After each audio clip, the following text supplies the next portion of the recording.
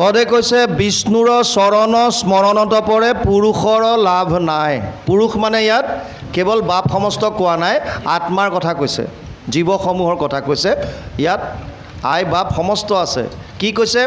বিষ্ণুৰ চৰণ স্মৰণত পৰে পুৰুষৰ লাভ নাই।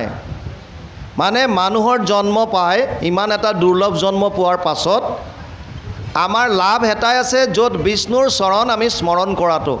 আৰু যদি নকৰিলোঁ তাতকৈ আৰু লাভ আপুনি বেলেগত একো নাপায়। কিয় কৈছে এনেকৈ?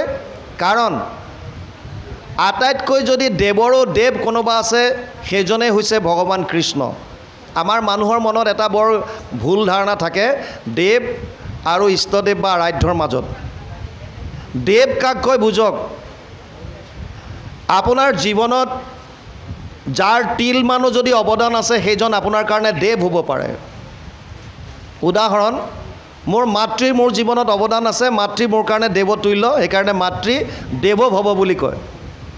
মোৰ পিতৃৰ মোৰ জীৱনত অৱদান আছে, গতিকে মোৰ কাৰণে পিতৃ দেৱভৱ, মানে মোৰ কাৰণে দেৱতা। তেনেকৈ গ্ৰহ নক্ষত্ৰ গছ বন জীৱ জন্তু আপোনাৰ ওপৰত সকলোৰে কিবা অৱদান থাকিব পাৰে, আপোনাৰ কাৰণে সেয়া দেৱতা হ'ব পাৰে। কিন্তু আপোনাৰ আৰাধ্য বা ইষ্ট কোনজন হ'ব? আপুনি আশ্ৰয় ক'ত ল'ব? এই বস্তুটো বুজক।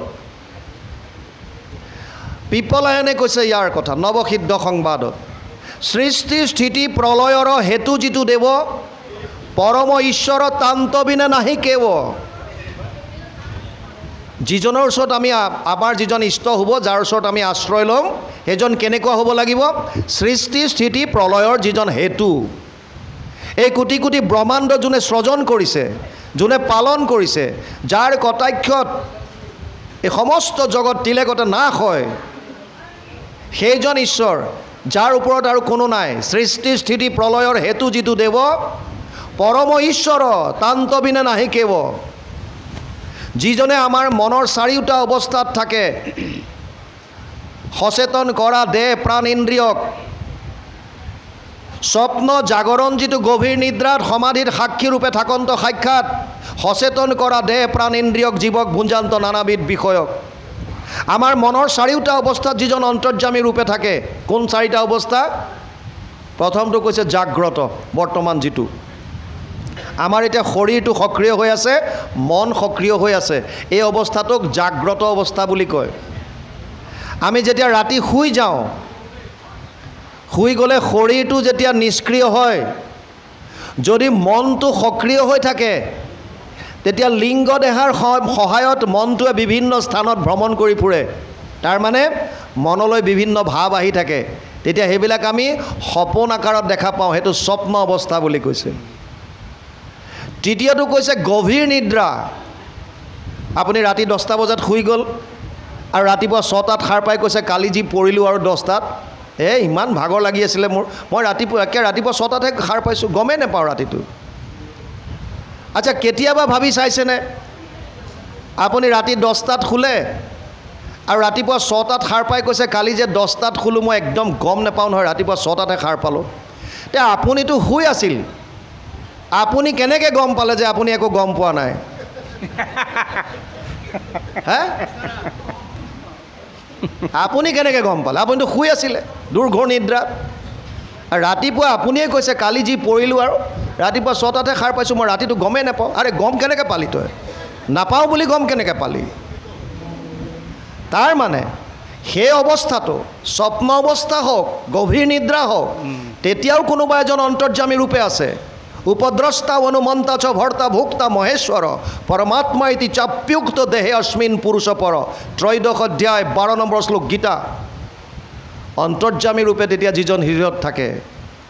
আৰু যিসকল সন্ন্যাসীয়ে নিৰ্গুণ নিৰাকাৰ ব্ৰহ্মক উপাসনা কৰে, তেওঁলোকে সমাধিত যাক দেখা পায়, সেইটো অৱস্থাটো যিজনক পায় এই চাৰিওটা অৱস্থাত। কোন চাৰিটা?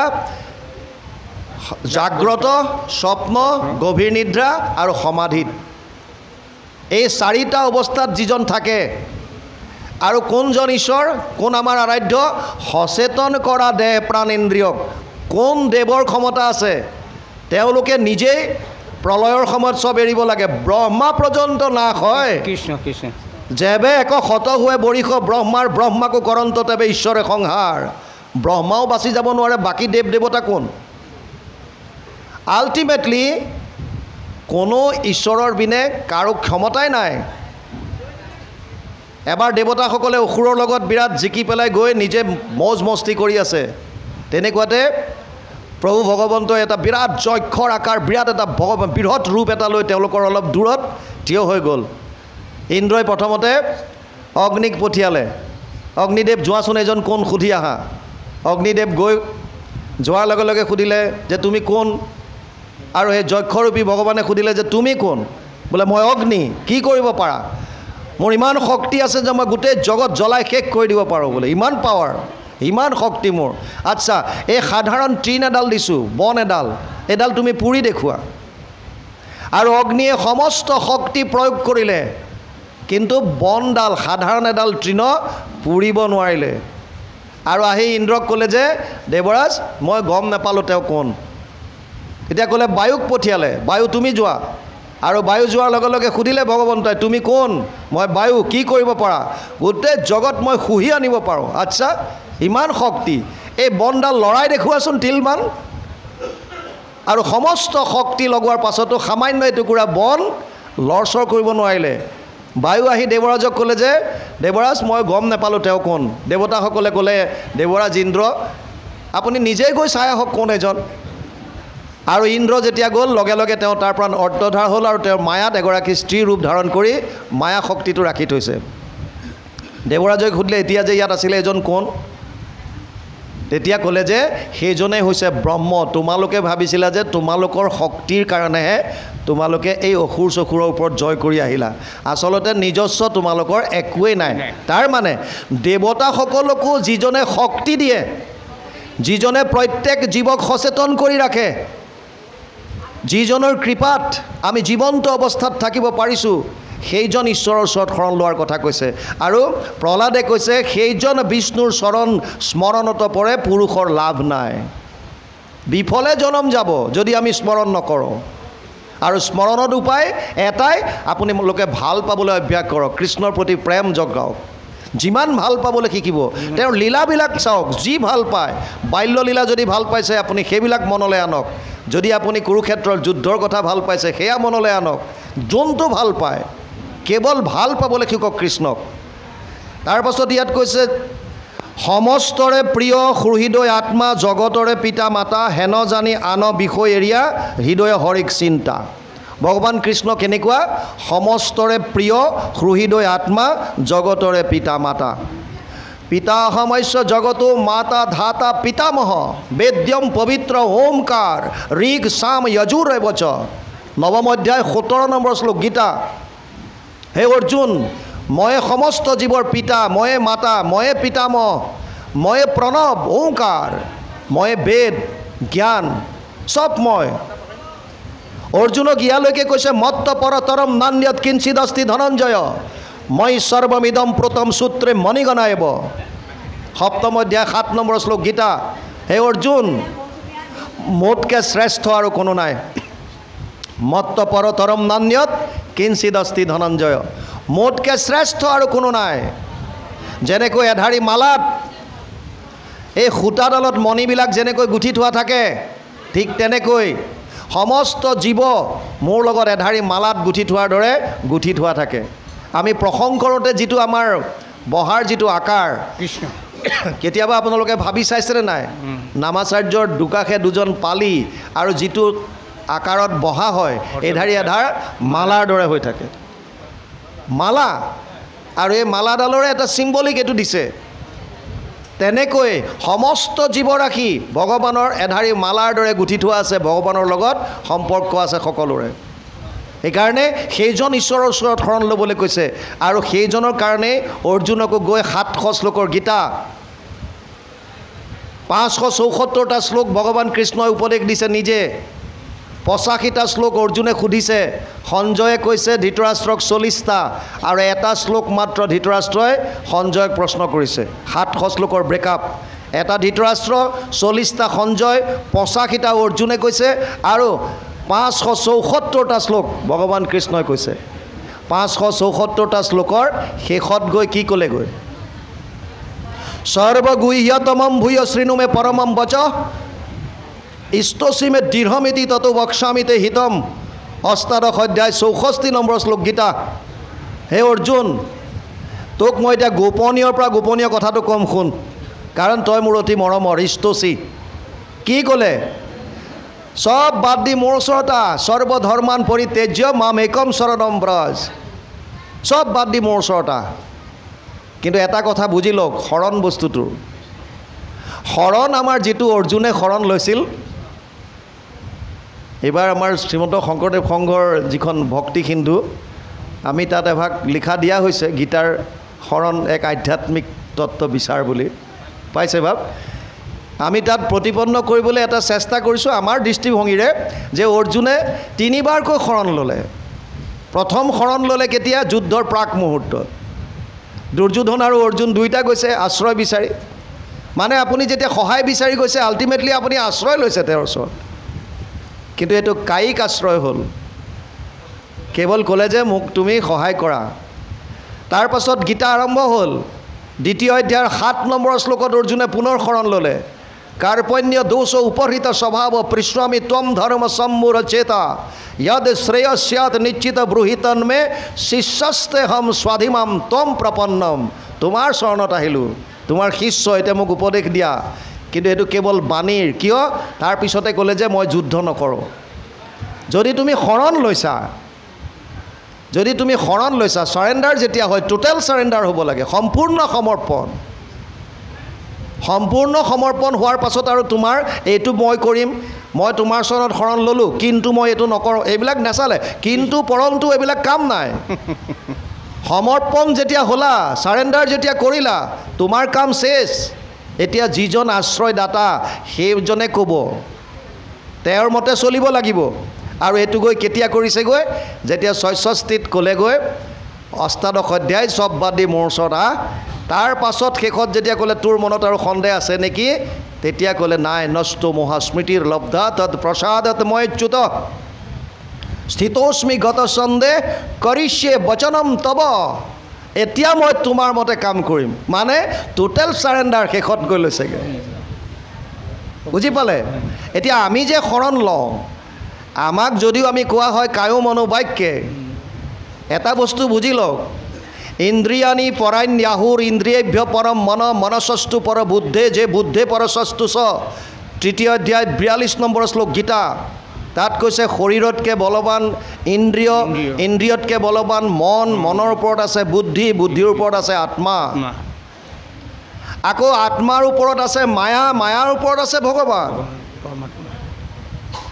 ভগৱানক পাবৰ কাৰণে মন বুদ্ধিৰ দ্বাৰা কেনেকৈ যাব এতিয়া একেবাৰে ওচৰততো নাই আত্মাৰ মাজতো মায়া এখন আছে তাৰ পিছতে ভগৱান মন বুদ্ধি তিনিওটা কায় মন বুদ্ধি যিকেইটা আছে বাণী এই আটাইকেইটা বস্তু কিহৰ মায়াৰ সৃষ্টি 24 তত্ত্বৰ ভিতৰৰ বস্তু আমি কায় মনোবাক্যে বুলি যে কওঁ কায়টো শৰীৰ মন আৰু বাণী তিনিওটা মায়াৰ হয়নে নহয় 24 তত্ত্বৰ ভিতৰৰ এতিয়া মায়াৰ বস্তু এটাই আপুনি দিব্য বস্তুত শৰণ কেনেকৈ ল'ব পাৰে মায়া জ্বৰ মায়াৰটো নিজস্ব শক্তিয়ে নাই এই কথাটো আগতে বুজি লওক আমি শৰণ লওঁ কোনে শৰণ ল'বলৈ দিছে তই মোৰ শৰণ ল তই কোন আচলতে মই আত্মা কাৰণে মনলৈ ভাৱ সদায় আনিব যে মই আত্মা মই শৰণ লৈছোঁ এতিয়া কাৰ দ্বাৰা লৈছোঁ মই মোৰ নিজৰ আত্মাই এই ইন্দ্ৰিয়সমূহৰ দ্বাৰাহে ভোগ কৰে গতিকে মই কায়ো মনোবাক্যক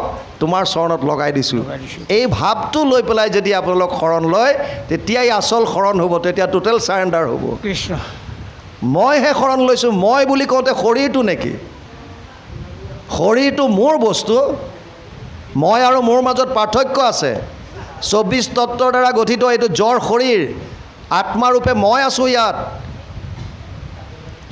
গতিকে মই আৰু মোৰ মাজত ডিফাৰেঞ্চ আছে মোৰ বস্তুটো কেতিয়াও মই হ'ব নোৱাৰে এখন কাৰ গামোচা মোৰ গামোচা কাৰ চেলেং মোৰ চেলেং কাৰ হাত মোৰ হাত কাৰ শৰীৰ মোৰ শৰীৰটো মই হ'ব নোৱাৰোঁ কেতিয়াও যেনেকৈ চেলেংখন মই নহয় মোৰ চেলেং, তেনেকৈ এইটো মোৰ শৰীৰ। আমি কোৱাত ঠিকেই কওঁ, মোৰ গাটো আজি 2 দিন ধৰি ভাল লগা নাই, মোৰ শৰীৰটো বেয়া লাগি আছে, মোৰবোৰ কৈ থাকোঁ, কিন্তু বুজাত কি বুজোঁ যে এইটোৱে মই। শৰীৰটোকে মই বুলি ভবাৰ কাৰণেই যত যিমান খেলি মেলি হৈছে। চেষ্টা কৰিব লাগিব, মই আচলতে শৰীৰটো নহয়, মই আত্মা। এই তত্ত্বটো বুজি লৈ আমি শৰণত আগবাঢ়িব লাগিব। তাৰপাছত ইয়াত কৈছে সমস্তৰে প্ৰিয় সুহৃদয় আত্মা, জগতৰে পিতা মাতা। এই আত্মা ভগৱান নিজে। আত্মা মামে বংশ জীৱলোকে জীৱভূত সনাতন, ৫ম অধ্যায় গীতা ৭ নম্বৰ শ্লোক।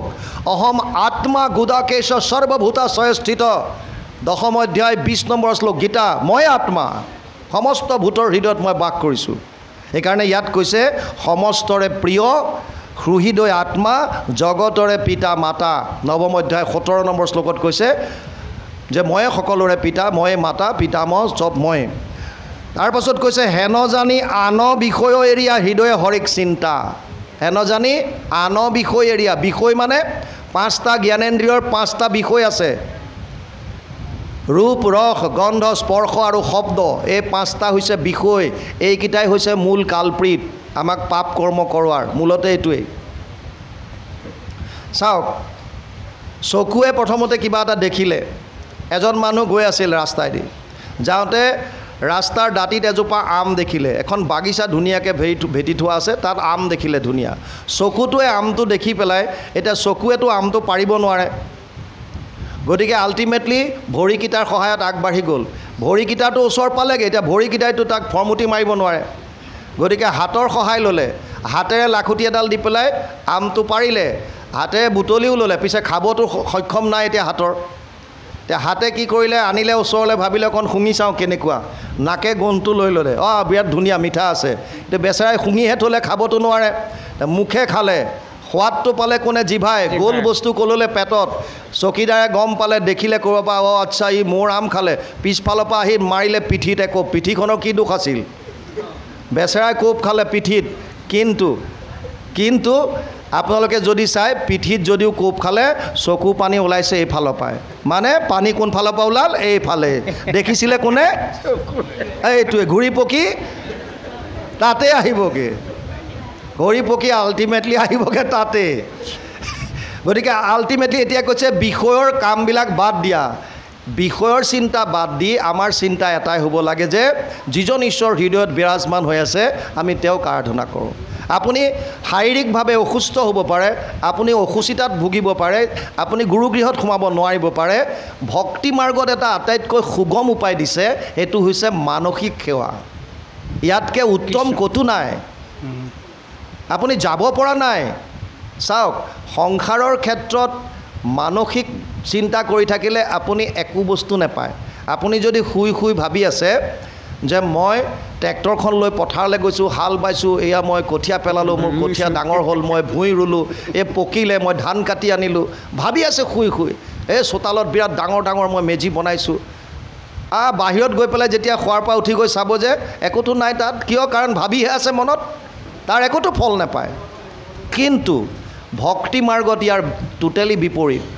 ভক্তি মাৰ্গত কৈছে আপুনি বিচনাত শুই শুই আছে, কিন্তু মনেৰে যদি ভাবে মই শোৱাৰ পৰা উঠিলোঁ, মই স্নান কৰিছোঁ, মই গুৰুগৃহত সোমাইছোঁ, মই বন্তি গছ জ্বলাইছোঁ, মই এয়া শৰণৰ বস্তু কৰিছোঁ, মই ভজনৰ কাম কৰিছোঁ, মই ঈশ্বৰৰ সেৱা কৰিছোঁ, প্ৰভু ভগৱন্তৰ লীলা স্মৰণ কৰিছোঁ। আপুনি আধা ঘণ্টা, এঘণ্টা ঈশ্বৰৰ লগত যদি আপুনি ৰৈ আছে, এই পুণ্য আপুনি অলৰেডি কমাই আছে শুই। কৰ্ম নকৰান্তে সমস্ত কৰ্মৰ ফল, আপুনি উপযন্ত দেখা ভকতিৰ বল। ভকতিৰ এনেকুৱা বল আছে যে আপুনি ডাইৰেক্ট ইন্দ্ৰিয়ৰ দ্বাৰা কৰ্ম নকৰাকৈও কেৱল ভাৱৰ দ্বাৰা পাব পাৰে, কাৰণ ভক্তি কেৱল ভাৱৰ খেল, ভাৱগ্ৰাহী জনাৰ্দন। আৰু আমি তাৰ বিপৰীতে কৰোঁ। ভগৱানে কৈছে 11টা ইন্দ্ৰিয় দিছোঁ, 10টা ইন্দ্ৰিয় তোৰ বেলেগৰ কামত লগা, মোৰ আপত্তি নাই, মোক কেৱল মনটো দে। মন মনা ভৱ মদ ভক্তা মধ্যাজি মাম নমস্কৰো, মামে বৈশ্যসী সত্যম তে প্ৰতিজানে প্ৰিয়সীমে। 8ম অধ্যায় 65 নম্বৰ শ্লোক গীতা। মোতে মাত্ৰ সদা দিয়া মন, মোৰ ভক্ত হোৱা সৰ্বক্ষণ, মোকে পূজা মাত্ৰ মোকে কৰা নমস্কাৰ। কহিলোঁ তোমাতো সত্যবাণী, পাইবা সুখে মোক মহামানী, তুমি প্ৰিয়তম সুহৃদ সখী আমাৰ। মহাপুৰুষ মাধৱদেৱে ঘোষাত অনুবাদ কৰিছে সুন্দৰভাৱে। মনটো বিচাৰিছে আমাক, কিয়? কাৰণ ভক্তি বস্তুটো হৈছে ভাৱৰ লগত জড়িত, ভাৱে ভক্তি বুলি সেইকাৰণে কয়।